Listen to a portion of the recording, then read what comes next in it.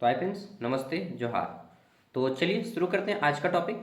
और आज हम लोग बात करने वाले हैं सेमेस्टर 2 एसकेएमई दुमका का एक कॉमन पेपर, और सभी का ये पेपर है। पेपर का नाम है आपका सोशल अवेयरनेस, हिंदी में बोलेंगे सामाजिक जागरूकता। यह Indian knowledge system IKS paper का पार्ट 2 है। इंडियन नॉलेज सिस्टम सेमेस्टर 1 में हुआ था पार्ट 1, और यह पार्ट 2 है जिसको हम लोग सोशल अवेयरनेस के नाम से जानेंगे। हिंदी में है सामाजिक जागरूकता। तो इसमें आपको पढ़ना है नशाखोरी के बारे में, इसमें आपको पढ़ना है कि रोड रूल्स रेगुलेशन के बारे में, कि गाड़ी कैसे चलाना है, धीरे चलाना है, स्पीड चलाना है, ये सब पढ़िएगा। इसके अलावा इसमें आप पढ़िएगा सामाजिक जागरूकता से जुड़े यार, कौन जो जला रहा है सब। ठीक है, दो गो यूनिट है। इसमें आप पढ़िएगा महिलाओं के अधिकार के बारे में, इसमें आप राजनीतिक अधिकार के बारे में पढ़िएगा। तो ये सारे टॉपिक इसमें आप पढ़िएगा। चलिए हम लोग सिलेबस को देखते हैं, ये पेपर कैसा आएगा, कितने मार्क्स का आएगा, और पूरा डिटेल में एक्सप्लेन करेंगे। ठीक है, और साथ में ये PDF में मैं आपको फ्री में दे दूंगा, और पूरा का पूरा अच्छे से समझेंगे। तो आप लोग बोल रहे थे भैया हम लोग का वीडियो नहीं ला रहे हैं। अरे भाई लाऊंगा लाऊंगा, टाइम आएगा ना तो सब लाऊंगा। ठीक है, तो चलिए शुरू करते हैं। सोशल अवेयरनेस का ये पेपर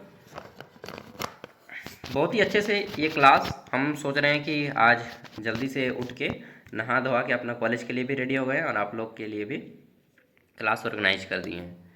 तो सिद्धू कानू मुर्मू यूनिवर्सिटी दुमका, ठीक, स्थापना कब हुआ था? 1992 में, भागलपुर विश्वविद्यालय से अलग होके। ये इंट्रोडक्शन है। सोशल अवेयरनेस पेपर का नाम है, हिंदी में सामाजिक जागरूकता बोलेंगे इसको हम लोग। ये पेपर सभी के लिए है, कॉमन पेपर है। ठीक है, आर्ट्स कॉमर्स स्टूडेंट मतलब, या साइंस, BA BCom BSc सभी के लिए है। 25 29 26 30 और आने वाले सभी स्टूडेंट का ये काम देगा। ये पेपर आपका 50 मार्क्स का होगा। कितने मार्क्स का होगा भैया? 50 मार्क्स का। समय कितना मिलेगा भैया? तो समय समय इसमें मिलेगा आपको 1.5 घंटा। कितना मिलेगा बाबू? 90 मिनट। ठीक, पास करने के लिए कितना लाना होगा? तो 50 नंबर का एग्जाम होगा, 20 नंबर लाइएगा तो पास। अच्छा भैया, ये पेपर सब्जेक्टिव होगा या ऑब्जेक्टिव? देखिए, अभी कहा नहीं जा सकता है कि ये पेपर सब्जेक्टिव होगा या ऑब्जेक्टिव। हालांकि इसका फॉर्मेट सब्जेक्टिव का था कि 1 मार्क्स वाले 5 क्वेश्चन आएंगे और 15 मार्क्स वाले 3 क्वेश्चन आएंगे। लेकिन पिछले 2-3 साल से आपका जो, क्या बोलते हैं, पेपर ऑब्जेक्टिव फॉर्म में हो रहा था। क्यों? क्योंकि सेशन जो है बहुत ज़्यादा लेट हो चुका था। इसको सेशन को सही टाइम में आपका सभी सेमेस्टर कंप्लीट हो जाए, इसीलिए इसको ऑब्जेक्टिव कर दिया गया था। इस बार क्या होगा अभी कहना मुश्किल है। ठीक है, इसलिए ये मेरा व्यक्तिगत राय होगा, ये मेरा पर्सनल सजेशन होगा आपको, क्या कि आप लोग ऑब्जेक्टिव और सब्जेक्टिव दोनों का पढ़ाई करेंगे, और मैं आपको दोनों का क्लास लूँगा, ऑब्जेक्टिव भी पढ़ाऊँगा, सब्जेक्टिव भी पढ़ाऊँगा। ओके, हाँ, इससे क्या होगा कि आप निश्चित हो जाएंगे। ऑब्जेक्टिव आएगा फिर भी मार दीजिएगा 50 को, सब्जेक्टिव आएगा तो भी लिख दीजिएगा, तो दोनों का तैयारी करेंगे। ठीक है, चलिए नेक्स्ट। भैया सिलेबस को थोड़ा अच्छे से बताइए। चलिए जी, बिल्कुल बताते हैं अच्छे से। तो फिर यहाँ पे आपको 2 यूनिट पढ़ना है। पहला है unit 1, general awareness, GA, general awareness. ठीक, सामान्य जागरूकता। इसको हम लोग करंट अफेयर्स भी बोलते हैं ना। हाँ, तो ये जनरल अवेयरनेस वो वाला नहीं है, करंट अफेयर्स। और यूनिट 2 है जिसमें आपको पढ़ना है introduction, introduction to governance, drug, ठीक है, अब्यूज एंड सोशल मीडिया। तो सोशल मीडिया के बारे में भी पढ़ना है। चलिए एक एक करके सब कुछ समझते हैं। तो पेपर का नाम क्या है? सामाजिक जागरूकता, सोशल अवेयरनेस, और इसका यूनिट 1 है जनरल अवेयरनेस। ठीक है, सब कुछ समझेंगे। तो पहला है इसमें लैंगिक समानता एवं महिला सशक्तिकरण तथा कामकाजी महिलाओं की चुनौतियां कौन कौन सी हैं, ये इसमें जानना है। ठीक है, gender and women empowerment, sorry, including challenge faced by working women. तो जो कामकाजी महिलाएं हैं, वर्किंग वुमेन हैं, उनको कौन कौन सी प्रॉब्लम फेस करनी पड़ती हैं वो हम लोग इसमें देखेंगे। देखिए, सबसे पहला है लिंग, यानी कि जेंडर। लिंग से आशय वो वाला मत समझ लीजिएगा यार ठीक है, तो लिंग मतलब पुरुष या महिला। मैं मजाक कर रहा हूँ, आपको मालूम है। ठीक है, तो कॉमेडी के लिए मैं थोड़ा थोड़ा बीच में बोलता हूँ, लेकिन ये खराब कॉमेडी है, ऐसा नहीं करना चाहिए ना। जेंडर, इसको यहाँ पे जेंडर लिखेंगे। तो जेंडर से आशय समाज द्वारा पुरुष और महिला के लिए निर्धारित भूमिका एवं जिम्मेदारी है। देखिए, 2 टर्म है, हम लोग यूज करते हैं जनरली इसको। एक है जेंडर, ठीक, और एक होता है SEX। मैं वर्ड को बोलूँगा नहीं, ठीक है। तो जो SEX होता है, SEX ये होता है बायोलॉजिकल टर्म, जब हम लोग बोलते हैं सेक्स, ठीक है, इन द सेंस कि वो वाला नहीं जो फिजिकल रिलेशन होता है, ठीक है, वो वाला जिससे एक बॉयस होता है एक मेल होता है। जब आप फॉर्म भरते हैं तो वहाँ पे पूछा जाता है कि what is your sex, male और फीमेल। ये बायोलॉजिकल, जब हमें बायोलॉजिकल होता है गुण पुरुष या महिला का, तो उसको सेक्स बोला जाता है, SEX, नॉट XEX, ठीक है। मैं डिफ्रेंटिएट कर दे रहा हूँ ताकि सभी चीज़ें क्लियर कट हों, और ये नहीं कि मैं शर्मा शर्मा के खुद ही रहूँगा तो आपको पढ़ाऊँगा क्या। एक होता है जेंडर, एक होता है सेक्स। तो सेक्स क्या है, बायोलॉजिकल फैक्टर है, बट जेंडर जो है ये सोसाइटी के द्वारा बनाया गया है, समाज के द्वारा बनाया गया है कि तुम लड़की हो, तुम घर में कामकाज करोगी, बाहर कामकाज नहीं करोगी। बहुत सारा पाबंदी होता है ना कि तुम लड़की हो तो तुम क्या है कि बाइक नहीं चलाओगी, स्कूटी चलाओगी। तुम लड़की हो, तुम फुल पैंट फुल ड्रेस नहीं पहनोगी। तुम लड़की हो, तुम लंबे बाल रखोगी। तुम लड़की हो, तुम शादी के बाद लड़का के घर जाएगी, ठीक है। तो ये सारे क्या है, जो एक लड़की होने के नाते या एक पुरुष होने के नाते, देखिए तुम लड़का हो, तुमको ये रिस्पॉन्सिबिलिटी है कि तुम कमा के खिलाएगा वाइफ को। तो ये सारे जो है ना जेंडर, ये जेंडर समाज के द्वारा बनाया गया है, समझे। तो जेंडर और सेक्स में क्या अंतर है कि सेक्स एक बायोलॉजिकल फैक्टर है जिसमें पुरुष और महिला में कुछ शारीरिक गुणों के कारण उसको इसमें बांटा जाता है, पुरुष और महिला में। जबकि जो जेंडर होता है, जब हम लोग लिंग बोलते हैं, तो ये समाज के द्वारा बनाया गया, सोसाइटी के द्वारा बनाया गया है, जिसमें सभी के अपने अपने रूल्स एंड रेस्पॉन्सिबिलिटी बांट दिया गया है, ठीक है। अब वो रूल्स एंड रेस्पॉन्सिबिलिटी अच्छे भी हो सकते हैं, बुरे भी हो सकते हैं। जैसे कि महिलाओं को कहीं कहीं पढ़ने का अधिकार नहीं है ज़्यादा तक, तो ये रूल्स रेगुलेशन गलत है, ठीक।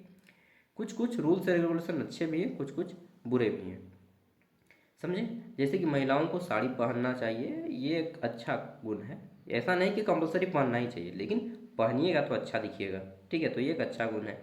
तो इस तरह से रूल्स एंड रेगुलेशन अच्छे भी हैं, बुरे भी हैं। जो बुरे हैं उसको हमें निकाल के फेंकना है सोसाइटी से बाहर, और जो अच्छे हैं उसको हमको रखना है, ठीक है। तो लिंग और जेंडर में अंतर समझ गए। तो ये समाज द्वारा पुरुष और महिला के लिए निर्धारित भूमिकाओं की जिम्मेदारी से है। नेक्स्ट, लैंगिक समानता का अर्थ क्या है कि प्रत्येक व्यक्ति को बिना किसी भेदभाव के समान अधिकार अवसर मिले, ठीक है। चाहे वो पुरुष हो चाहे वो महिला हो, सभी को समान अपॉर्चुनिटी मिले। चाहे वो, देखिए आजकल सेना में भी गर्ल्स को लिया जाने लगा, पहले नहीं लिया जाता था, ठीक है। नेक्स्ट, महिला सशक्तिकरण, यार कौन क्या जला रहा है रे भाई। महिला सशक्तिकरण क्या होता है, तो महिला सशक्तिकरण का अर्थ है कि महिलाओं को शिक्षा देना, रोजगार देना, संपत्ति का अधिकार देना और राजनीति में भी पार्टिसिपेट करना। देखिएगा आजकल बहुत सारे महिलाएं भी MLA और MP बनती हैं। इन सभी तथा निर्णय, घर में निर्णय लेने का भी अधिकार देना महिला सशक्तिकरण है। मतलब महिला को शक्ति देना। महिला सशक्तिकरण का अर्थ क्या है, महिला को शक्ति देना, शिक्षा देकर, रोजगार देकर, संपत्ति देकर, राजनीतिक अधिकार देकर और निर्णय लेने का अधिकार देकर, ठीक है। कामकाजी महिलाओं की प्रमुख समस्याएं क्या क्या हैं, तो ये समान कार्य के लिए असमान वेतन मिलता है। देखिएगा कि जहाँ पे काम करते हैं रेजा और कुली, जब ढलाई होता है तो देखिएगा कि रेजा आती है। रेजा समझते हैं ना, जो लेडीज़ काम करती हैं उनको रेजा कहा जाता है, और जो पुरुष काम करते हैं उसको लेबर कहा जाता है। तो रेजा लोग का जो पेमेंट होता है ना वो कम मिलता है। जैसे कि अगर लेबर का वेतन है, इन लेबर का वेतन है मान के चलिए 400 रुपया है, ठीक है। तो रेजा का वेतन कितना रहेगा, 350 रुपया रहेगा। क्यों भाई, क्यों, क्योंकि ये रेजा है, लड़की है, कम काम करेगी, ऐसा बोला जाता है। या फिर इनको आसान काम दिया जाएगा, ऐसा कहा जाता है। तो कामकाज में महिलाओं की प्रमुख समस्याएं हैं कि समान काम करता है दोनों को, लेकिन इनको असमान वेतन मिलता है। कार्यस्थल पर यौन उत्पीड़न, कभी कभी देखे होंगे कि महिलाएं जो ऑफिस में काम करती हैं उनको बहुत सारे पुरुष छेड़ते हैं, ठीक है। तो ये है कार्यस्थल पर यौन उत्पीड़न। अब ये कानून बन गया है, अगर कोई करेगा ना तो उसको केस हो जाएगा, ठीक है। घर और नौकरी का दोहरा दायित्व, यानी कि बहुत सारे महिलाओं को नौकरी करने का मन होता है, ठीक। तो वो नौकरी के साथ साथ घर भी संभालती हैं। तो इट्स योर चॉइस, ऐसे हस्बैंड मिले कि जिसमें दोनों को मिल बांट के काम करें, ठीक है आपको। और अगर आप लड़के हैं तो समझिएगा अपनी वाइफ को भी आप मिलजुल के काम करें, दोनों को मिल के खाना बनाएं, दोनों को मिल के बर्तन धोएं, दोनों को मिल के काम करें, दोनों को मिल के बच्चा पालें, ठीक है। हालांकि बच्चा पालने के बाद तो माँ बाप और दादी दादी सब है ही है, पापा पापा, ठीक है। चलिए, मातृत्व अवकाश की समस्या, महिलाएं जब काम करती हैं तो उनको मातृत्व अवकाश के लिए लंबा छुट्टी लेने की समस्या आती है। ठीक, क्योंकि देखिए गवर्नमेंट जॉब अगर आप करते हैं, किसी भी सरकारी नौकरी करते हैं आप, तो आपको जो है गवर्नमेंट की ओर से 6 महीना का मातृत्व अवकाश दिया जाता है। 6 मंथ इन द सेंस कि 6 × 30, तो 3 × 18, 180 दिन का मातृत्व अवकाश मैटरनिटी लीव दिया जाता है एनी गवर्नमेंट जॉब। ठीक है, ये आपको कैसे मालूम है? अरे भाई मैं पढ़ा हूँ यार, सीजीएल का मैं तैयारी किया हूँ तो मुझे ये सब मालूम है। ठीक है, सीजीएल और यूपीएससी का भी किया था, लेकिन यूपीएससी लगा के बाप बहुत बड़ा है तो मैंने छोड़ दिया 2 साल तैयारी करके। फिर सीजीएल किया, लेकिन बहुत अच्छा मार्क्स आने के बाद भी नहीं हुआ तो फिर छोड़ छाड़ दिया उसको भी। नेक्स्ट, मातृत्व अवकाश की समस्या। ठीक, कार्यस्थल पर सुरक्षा की कमी, महिलाओं को देखिएगा कि कई बार बारिश होते होते अंधेरा हो गया तो उनको डर लगने लगता है। ठीक है, तो ये कार्यस्थल की सुरक्षा की समस्या भी है उनमें। पदोन्नति में भेदभाव, अक्सर देखिएगा कि महिलाओं को अच्छा अच्छा पोस्ट नहीं मिलता है। क्यों? उनको लगता है कि ये अच्छे से काम का दायित्व नहीं ले पाएंगे। ठीक है, हालांकि आजकल वैसा नहीं है, लेकिन पहले ज़माने में था। प्रमुख कानून, तो देखिए समान पारिश्रमिक अधिनियम लाया गया कि समान काम के बदले समान वेतन दिया जाएगा महिलाओं को भी। मातृत्व लाभ अधिनियम दिया गया कि 180 दिन का छुट्टी दिया जाएगा अगर महिलाएं माता बनती हैं तो। कार्यस्थल पर अगर यौन उत्पीड़न कोई करता है, ठीक है, तो उसके खिलाफ कानूनी कार्रवाई की जाएगी। घरेलू हिंसा अधिनियम, अगर घर में किसी महिला को प्रताड़ित किया जाता है दहेज के नाम पे या ससुराल वाले किसी भी नाम पे, तो आपको क्या, घरेलू हिंसा अधिनियम चलेगा। महिला सशक्तिकरण, सम्मान सम्मान और सशक्त समाज की पहचान, इसमें क्या है, महिलाओं को शिक्षा का अधिकार दें, उन्हें समान अवसर और सम्मान दे, कार्यस्थल पर सुरक्षा दे और सहयोग करे, दहेज प्रथा, भेदभाव और हिंसा को बंद करे, सब मिलकर खत्म करे, और एक सशक्त महिला और एक सशक्त समाज का निर्माण करना है आपको, हम सबको। ओके, नारी शक्ति तो देश सशक्त, women in the working force. ठीक है, women in the work force, अरे यार सॉरी मैं गलत पढ़ दिया ना, तो इनको मैटरनिटी लीव मिलना चाहिए।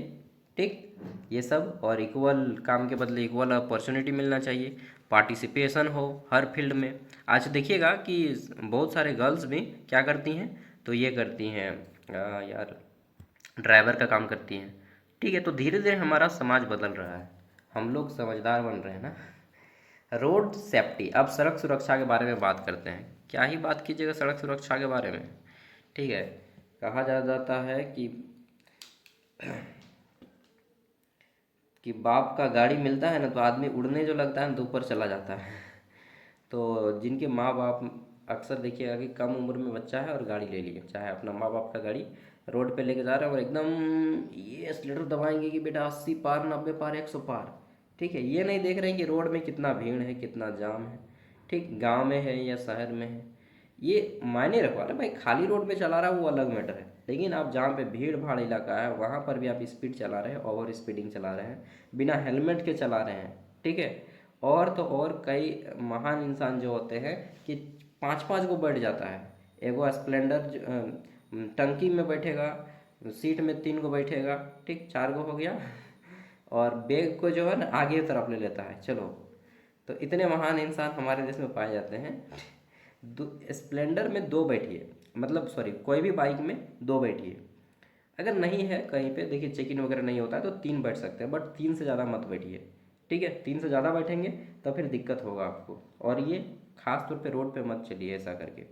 आपके पास मालूम है जब आपको पुलिस पकड़ता है तो क्या क्या चेक इन होगा, ये सब मैं बता देता हूँ। ठीक, क्योंकि मुझे फाइन मारा गया है अभी तक, कितना बार फाइन मारा गया है, 1 बार फाइन मारा गया है, नहीं 2 बार। एक बार पुलिस पकड़ा तो वो घूस मांग लिया, ठीक, और दूसरी बार घूस मांग रहा था, मैंने बोला नहीं दूंगा तो फाइन मार दीजिए आप। ठीक है, तो मैं फाइन मरवा के गवर्नमेंट के खाते में दे दिया। देखिए जब आपको पुलिस पकड़ेगा तो इन बातों का ध्यान रखना है। ठीक, ये आपके व्यक्तिगत जीवन में काम देगा। सबसे पहले बाइक चला रहे हैं, 4 व्हीलर चला रहे हैं तो क्या मांगेगा, 4 व्हीलर चला रहे हैं तो डायरेक्ट देखता है वो कि आप सीट बेल्ट लगाए हैं या नहीं। यहाँ से यहाँ तक आता है सीट बेल्ट, तो सीट बेल्ट अगर लगाएं तो आपको छोड़ देगा। ठीक है, उन लोग ज़्यादा चेक इन नहीं करता है। हाँ, 4 व्हीलर में आपका ब्लैक शीशा जो होता है ना, ब्लैक पेपर नहीं होना चाहिए शीशा में। ठीक, ब्लैक वाला, बस 4 व्हीलर का ये फंडा खत्म। वैसे भी झारखंड के मैक्सिमम आदमी गरीबी है तो 2 व्हीलर का बताइए, 4 व्हीलर तो किसी किसी को नसीब होता है।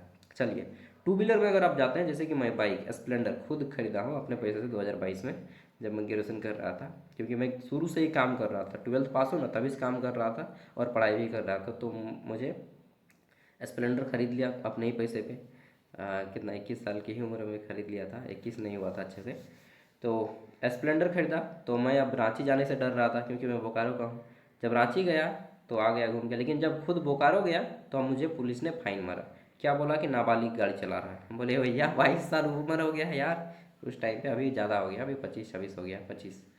तो बोला नाबालिग गाड़ी चला रहा है तो आपको फाइन मार सकता है। ठीक, चलिए नाबालिग नहीं थे, मेरे पास पेपर का लाइसेंस। तो सबसे पहली बात पुलिस मांगेगा कि आप जो गाड़ी चला रहे हैं उसका ऑनर बुक दिखाइए, यानी कि गाड़ी का पेपर दिखाइए।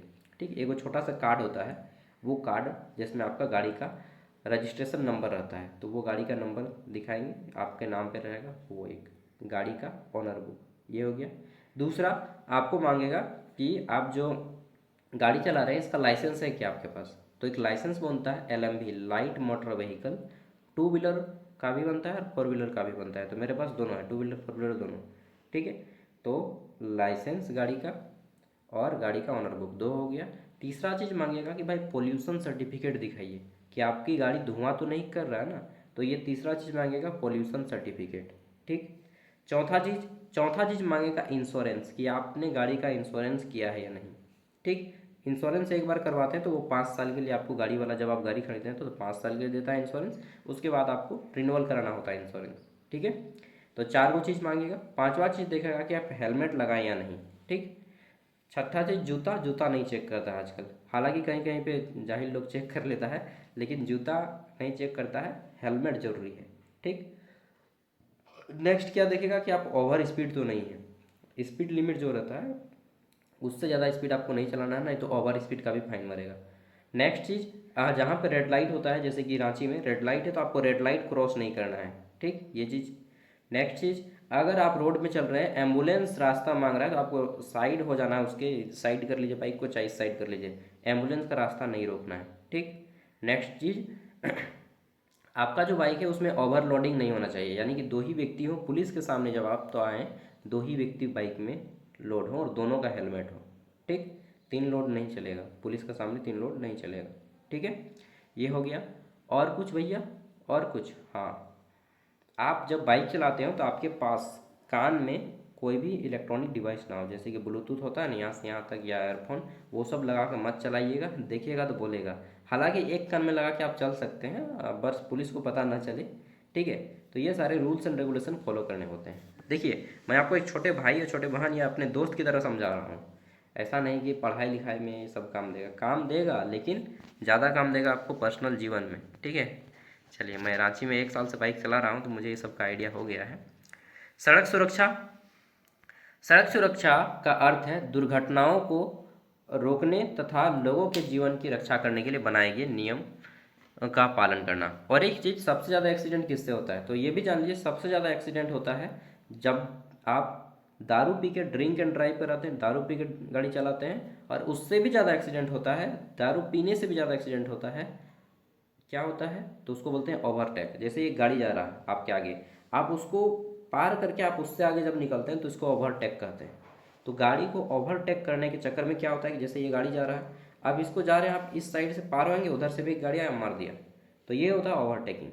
जब आप एक गाड़ी जा रहा है, इस गाड़ी को पार करके आप इस साइड से फिर इसके आगे में जाएंगे, तो इस साइड, इस दौरान आपके पीछे वाला कोई गाड़ी आके मार देगा, चाहे आगे वाला गाड़ी आके मार देगा। ओवरटेक नहीं करना चाहिए। ओवरटेक जब भी करते हैं तो आपको पीछे का गाड़ी का इंडिकेटर देना है और बैक मिरर देखते रहना है और आगे भी देखते रहना है। ठीक है, यानी कि पीछे वाले गाड़ी को भी आप संकेत दे रहे हैं कि मैं उस साइड जा रहा हूँ, और आपको आगे भी देखना है। और ओवरटेक तभी करना चाहिए जब आपको आगे में भी 50 मीटर तक दिखे, आगे 50 मीटर तक दिखे और पीछे में भी 50 मीटर तक दिखे, यानी कि 100 मीटर तक आपके आगे और पीछे कोई ना हो, तब आप किसी गाड़ी को ओवरटेक कर सकते हैं, समझे। अदरवाइज ओवरटेक करना बहुत मुश्किल होता है, और ओवरटेक में ही सबसे ज़्यादा एक्सीडेंट होता है। ठीक है, ओवरटेक और दारू पी के गाड़ी चलाना, ये दो चीज़ों के कारण सबसे ज़्यादा एक्सीडेंट होता है। ठीक है, चलिए, तो ये सब आपको लिखना है कि सड़क सुरक्षा के नियम और कानूनों को लिखें, तो आपको लिखना होगा सड़क सुरक्षा का अर्थ दुर्घटनाओं को रोकने तथा लोगों के जीवन की रक्षा के लिए बनाए गए नियमों का पालन करना। सड़क सुरक्षा के नियम क्या है? पहला है हेलमेट पहनना, दूसरा क्या है? सीट बेल्ट पहनना, तीसरा है ट्रैफिक सिग्नल का पालन करना। ट्रैफिक सिग्नल 3 प्रकार का होता है। जब रेड लाइट रहेगा तो आपको रुक जाना है, फिर वहाँ पे काउंट डाउन चलेगा, मिनट चलता है कि 5 सेकेंड 6 सेकेंड, ठीक, इस तरह से सेकंड चलता है। वो सेकंड खत्म होगा फिर पीला होगा, आपको स्टार्ट कर लेना है, ग्रीन होगा गाड़ी फिर आप पार कर दीजिए, ठीक है। तो ट्रैफिक सिग्नल का फॉलो करना है। शराब पीकर वाहन न चलाएं, मोबाइल का उपयोग न करें, ठीक है, और निर्धारित गति सीमा का पालन करें, यानी कि ओवर स्पीड ना करें। ये सब मैंने अभी आपको बताया है, बल्कि इससे ज़्यादा बताया है, ठीक है। Road safety awareness across the city. और रॉन्ग साइड गाड़ी नहीं चलाना है ये भी। और जब आप किसी रॉन्ग साइड में गाड़ी चलाते हैं तो इंडिकेटर दे के जाएं। जैसे कि उल्टा साइड से आप मान लीजिए घूमने का जगह नहीं मिल रहा है, तो उल्टा साइड से अगर आप जा रहे हैं तो आपको क्या करना है कि इंडिकेटर जला के जाना है, नहीं तो फिर मार देगा गाड़ी, ठीक है। और wrong choice risk your life and other. Right choice, next, helmet पहनना है और follow land discipline, no drinking and drive, mobile का यूज नहीं करना है। ये सारी चीज़ जान लिए।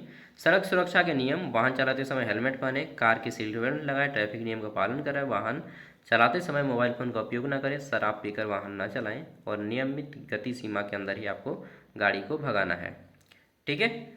तो दो चीज़ हमने जान लिया, क्या? वुमेन एम्पावर, महिला सशक्तिकरण, और रोड सेफ्टी। तीसरा हम लोग पढ़ते हैं स्वच्छ पेयजल एवं स्वच्छता एवं व्यक्तिगत स्वच्छता, ठीक है। देखिए, आपको मालूम है भारत में मैक्सिमम लोग बीमार क्यों पड़ते हैं? मैं भी कुछ दिन पहले बीमार पड़ा था, टाइफाइड हो गया था मुझे।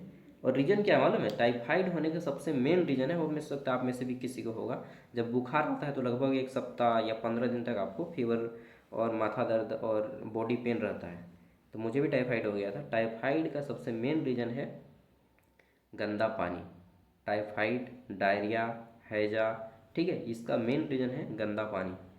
अब बोलिएगा, मैं भी गंदा पानी पिया था, बाहर गया था होटल तो वहाँ पे पानी पी लिया था, ठीक है, 2-3 दिन पानी पिया और बरसात का भी पानी भीग गया। तो आप लोग को भी बरसाती लेके जाना है एग्ज़ाम देने, नहीं तो अभी बरसात का मौसम है, सबको एक बरसाती खरीद लेंगे। तो गंदा पानी नहीं पीना है। इसके अलावा जो मच्छर फैलते हैं वो गंदे पानी से ही फैलते हैं। अगर कहीं पे पानी जमा हो गया 5 दिन तक, तो वो मच्छर वहाँ पे पनपने अपना लार्वा छोड़ देते हैं और फिर मच्छर जन्मेगा, और मादा एन्फ्लाइटिस, मच्छर आपको काटेगा और फिर मलेरिया हो जाता है, डेंगू हो जाता है। मादा एडिस से डेंगू होता है, मादा एन्फ्लाइटिस से मलेरिया होता है, ठीक है। नर के पावर नहीं है, नर मच्छर का पावर नहीं है कि वो आपको मलेरिया या डेंगू करा दे, मादा मच्छर लोग करा दिए, ठीक है। तो ये हो गया। अब आ जाते हैं कि भारत में स्वच्छ जल की बहुत ज़्यादा कमी है, ठीक। आपको मालूम है कि विश्व का 97% जल समुद्री जल है, उसको पीने लायक नहीं है। तो 2.5% जल ही हमारा पीने लायक पानी है। तो आपको पानी को अच्छे से रखना है, ठीक है। चलिए, तो स्वच्छ पेयजल एवं स्वास्थ्य का आधार है। स्वच्छता का अर्थ है साफ सफाई बनाए रखना तथा कचरा का उचित निपटारा करना, ठीक है। व्यक्तिगत स्वच्छता, जब आप खाना खाने बैठें तो हाथ धो के खाना बैठें, खाना खाएं, और खाना खाने के बाद हाथ धोएं साबुन से। संभवतः खाना खाने से पहले साबुन से हाथ धोएं, खाना खाने के बाद नहीं धोएंगे तो चलेगा, लेकिन खाना खाने से पहले साबुन से हाथ धोना है। नाखून आपको सप्ताह में काटना ही है, ठीक। नाखून मुंह में न चबाएंगे, बहुत लोग नाखून चबाने लगता है। स्नान करना है डेली, डेली नहीं तो कम से कम 2 दिन में 1 दिन जरूर नहाएं, ठीक है। तथा स्वच्छ भोजन आपको खाना है। बीमारियां कम होती हैं इससे, और क्या होता है, बच्चों का स्वास्थ्य बेहतर होता है, पर्यावरण स्वच्छता और जीवन स्तर को सुधारता है। अच्छा, एक चीज़ मैं यहाँ पे और जोड़ना चाहूँगा, इसको कर लेता हूँ उसके बाद। स्वच्छ जल एवं स्वच्छता, व्यक्तिगत स्वच्छता और स्वस्थ जीवन की सीढ़ी है स्वच्छ जल और स्वच्छता, ठीक है। इसमें क्या होता है कि स्वस्थ शरीर का निर्माण होता है, बीमारियों से बचाव होता है, और जीवन शक्ति और ऊर्जा बढ़ाती है। इसके अलावा जल आपको मिनिमम 3 लीटर पीना है एक दिन में पानी। 2 लीटर से कम पीजिएगा तो आपको फिर डिहाइड्रेशन हो जाएगा और माथा दर्द कर सकता है आपको, ठीक है, और यूरिन आपका पीला पीला हो सकता है। स्वच्छ, इसमें आपको शौचालय का उपयोग जब भी आप करते हैं, जैसे बहुत से लोग खेत जाते हैं तो खेत जाइए तो कोई दिक्कत नहीं है, लेकिन खेत जाने के बाद आपको आगे हाथ घर में साबुन से हाथ धोना है। खेत जाते हैं ना जी बहुत से लोग, मैं भी जाता था 2 साल पहले, अब बाथरूम बन गया है तब नहीं जाते हैं।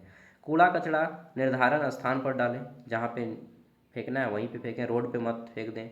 अपने घर और आसपास की सफाई रखें, ठीक है। और बरसात का मौसम है तो जितना भी झाड़ी उड़ी है उसको काटिएगा, नहीं तो फिर मच्छर आएगा। शौचालय का उपयोग करें, ये शौचालय का उपयोग नहीं करना है आपको, इंडियन टॉयलेट का उपयोग करना है, ये वेस्टर्न टॉयलेट हो गया जहाँ पे बैठने वाला होता है, ठीक है। कूड़ा कचरा इधर उधर मत फेंकें, साबुन से हाथ धोएं, स्वच्छ जल, और बरसात के दिन में पानी गर्म करके पिएं, ठीक है। रोजाना स्नान करें, खाने से पहले शौच जाएं, नाखून साफ करेंगे, और खाने से पहले क्या करना है आपको, हाथ धोना है, पानी गर्म करके पीना है। और एक चीज़ मैं बता रहा था, पोल्ट्री फार्म का प्रयोग ना करें, पोल्ट्री फार्म ना खाएं। अगर आप पोल्ट्री फार्म खाते हैं तो क्या होता है गर्ल्स का, मैं बता देता हूँ आपको, इरेगुलर पीरियड्स हो सकते हैं। आप बोलिएगा भैया इतना बड़ा बात आप इतना इतना फ्रिक्वेंटली बोल दीजिएगा, बिल्कुल बोलूँगा, ठीक है। ये आपके हेल्थ से जुड़ा मामला है, तो अगर आप पोल्ट्री फार्म खाते हैं तो आपको इरेगुलर पीरियड्स हो सकते हैं। 28 दिन का साइकिल आपका 24 दिन या फिर 14 दिन, 15 दिन या 20 दिन में हो सकता है। नहीं होता है तो फ्यूचर में भी हो सकता है, इसलिए ये ना खाएं, गर्ल्स के लिए। पुरुष के लिए भी, बॉयज़ में क्या होगा, अगर आप पोल्ट्री खाते हैं ज़्यादा, पोल्ट्री फार्म वो मुर्गा वाला, तो क्या होता है कि वो हाई एंटीबायोटिक से बनता है, वो तो घास उस खाता नहीं कुछ, बस दाना खाता है, वो भी केमिकल का बना हुआ दाना, और उसमें इंजेक्शन दिया जाता है। मेरा एक दोस्त है संदीप नाम का, तो वो पोल्ट्री फार्म करता है शुरू से भी, तो जब भी उससे बात करता हूँ तो बोलता है यार कि पोल्ट्री फार्म जो लोग खाता है ना, कैसे जो खाता है, हम तो पाल लेते हैं, इंजेक्शन दे के हम लोग 1 महीना में उसको 1.5 किलो का बना देते हैं। बताइए, शरीर का 1.5 किलो हो, छोटा सा चूजा 1.5 किलो हो जाता है 1 महीना में, देहाती मुर्गी कभी नहीं होगा उतना, ठीक है। तो वो इंजेक्शन हाई एंटीबायोटिक होता है, जब हाई एंटीबायोटिक को आप खाते हैं और फिर बाद में कुछ होता है फीवर वगैरह या फिर कुछ बीमारी, तो आपके बॉडी में हाई एंटीबायोटिक जाता है ना, तो आपको काम ही नहीं करेगा, एंटीबायोटिक आपके बॉडी में काम नहीं करेगा, ठीक है। इससे क्या होता है, हमारा इम्यून सिस्टम कमज़ोर हो जाता है। तो पोल्ट्री खाने का एक फ़ायदा मज़ा, और घाटा बहुत सारा है, ठीक है, खास तौर पे गर्ल्स का। और छोटी बच्चियों में देखें कि कम उम्र में ही 12 साल में पीरियड्स आने का होता है, लेकिन उसके जगह पे 10 साल, 9 साल, 11 साल में ही आ जा रहा है, ठीक है। तो ये भी एक कारण है पोल्ट्री फार्म खाने का। तो पोल्ट्री फार्म को अवॉइड करें, खाना ही अगर मुर्गा तो देहाती मुर्गा खाएं, ठीक है। बोलिएगा वो तो महंगा आता है, तो क्या हुआ, अच्छा चीज़ महंगा ही होता है, सस्ता चीज़ खाइएगा फिर बीमार पड़िएगा। इसलिए नहीं है पैसा तो मत खाओ, लेकिन जब भी खाना है देहाती खाओ, ठीक है। देहाती मुर्गी आता है ना, कटोरी जिसको बोलते हैं, तो वो सब खाइए, पोल्ट्री का फार्म का अवॉइड कीजिए, ओके। अब आते हैं हम लोग पर्यावरण प्रदूषण। अच्छा, विश्व जल दिवस कब मनाया जाता है, ये लोग मैं आपको क्वेश्चन पूछ रहा हूँ, चलिए बताइएगा विश्व जल दिवस कब मनाते हैं। नेक्स्ट, पर्यावरण प्रदूषण के कारण एवं रोकथाम बताइए। पर्यावरण प्रदूषण, अरे भैया आजकल नहीं देख रहे हैं बिन मौसम बरसात हो रहा है, तो हमारा तापमान बढ़ रहा है, तापमान का बढ़ना कहलाता है ग्लोबल वार्मिंग, ठीक है। वैश्विक क्या जो बोलते हैं यार हिंदी में, ग्लोबल वार्मिंग, और इंग्लिश में बोलते हैं, हिंदी में बोलते हैं वैश्विक ताप वृद्धि, ठीक है। विश्व का तापमान बढ़ना ग्लोबल वार्मिंग कहलाता है। पर्यावरण प्रदूषण, धुआं बहुत ज़्यादा हो गया है, ठीक है, एयर जो क्वालिटी गिर रहा है, और भी बहुत सारे पर्यावरण प्रदूषण हैं, जैसे कि मृदा अपरदन होता है, ध्वनि साउंड पोल्यूशन हो रहा है, ये भी हमारा एक पर्यावरण प्रदूषण है, ठीक है। और सूर्य से पराबैंगनी किरणों का निकलना भी हमारा एक पर्यावरण प्रदूषण है। तो चलिए जानते हैं पर्यावरण प्रदूषण के बारे में। पर्यावरण प्रदूषण का अर्थ है वायु, जल, मिट्टी, ध्वनि का दूषित होना। पर्यावरण में पाए जाने वाली जो भी चीज़ है उसमें अगर दूषित होता है तो पर्यावरण प्रदूषण कहलाता है। पर्यावरण क्या है, पृथ्वी के चारों ओर घिरे पृथ्वी के आवरण को पर्यावरण कहते हैं, ठीक है। पर्यावरण पृथ्वी के चारों ओर जो भी चीज़ है वो सब पर्यावरण है, मिट्टी, जल से लेकर के हवा से लेकर के सब कुछ पर्यावरण में आता है, ठीक है। विश्व में जितनी भी चीज़ें हैं सब पर्यावरण है, जीवित और निर्जीव दोनों चीज़ मिलकर पर्यावरण का निर्माण करती हैं, ठीक है। पर्यावरण के 2 घटक हैं, जीवित और निर्जीव, यानी कि विश्व में समस्त चीज़ पर्यावरण का भाग है। और अगर आप जो भी चीज़ दूषित हो रहा है, पर्यावरण का प्रदूषण हो रहा है।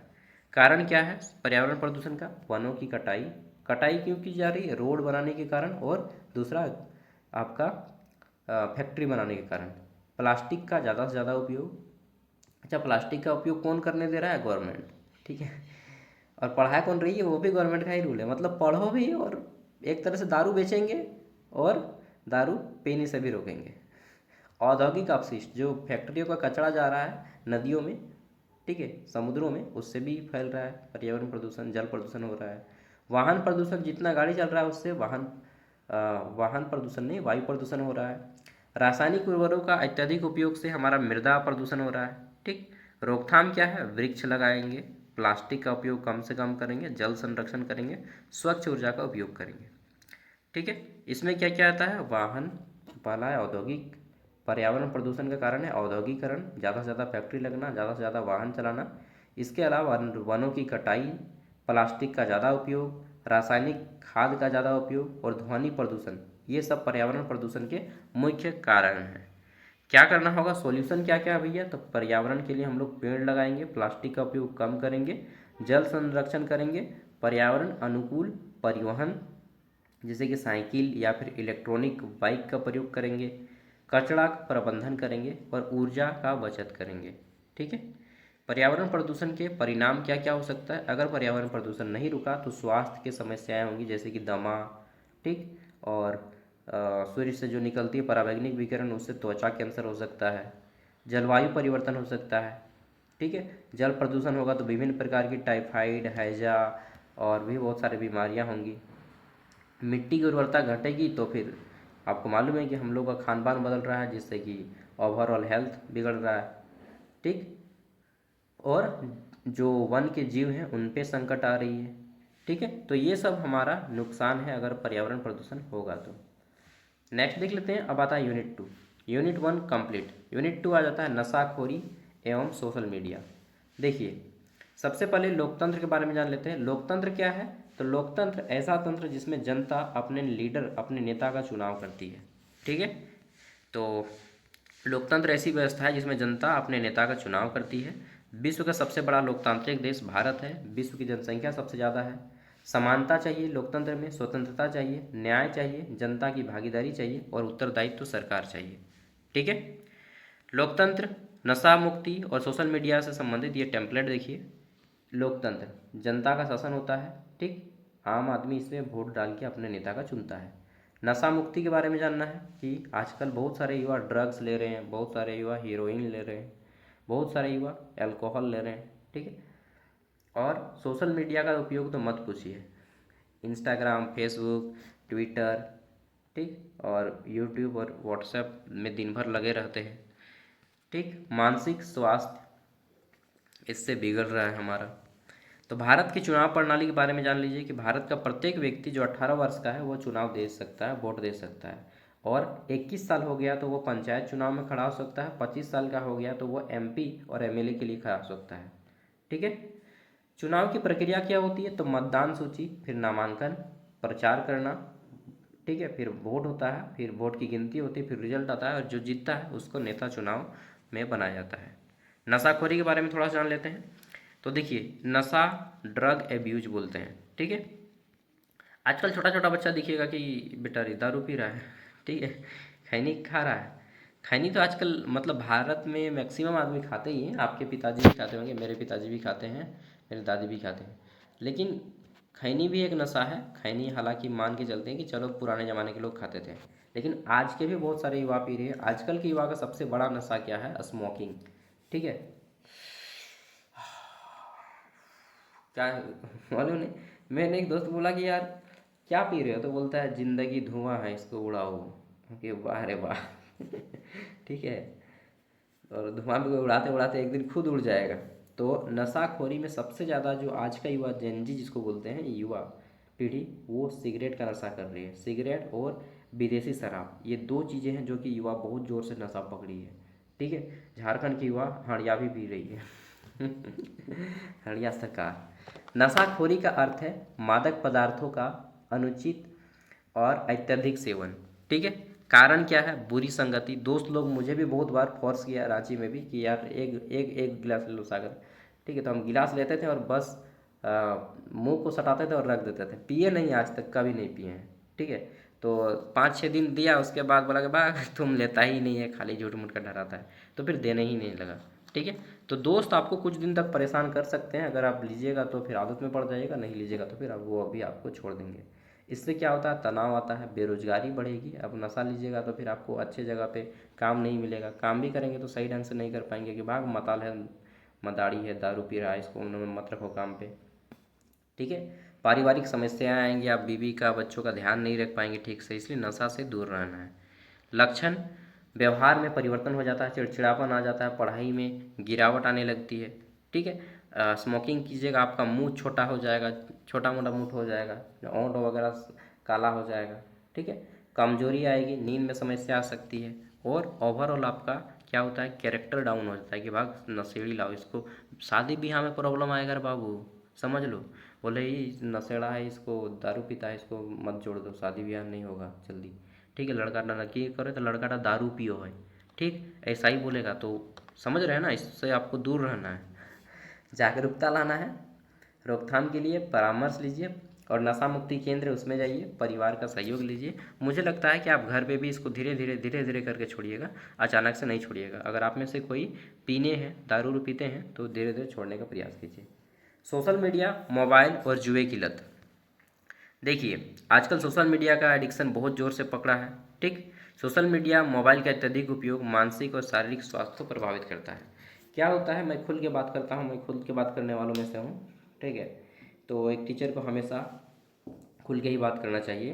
तो देखिए क्या होता है कि स्टूडेंट आजकल इंस्टाग्राम खोलेगा, ख़ास तौर पे लड़का और लड़की, मैं ये नहीं बोल रहा हूँ कि सभी बुरे हैं, नहीं, 80% का मैं बात कर रहा हूँ, 20% अच्छे भी हैं।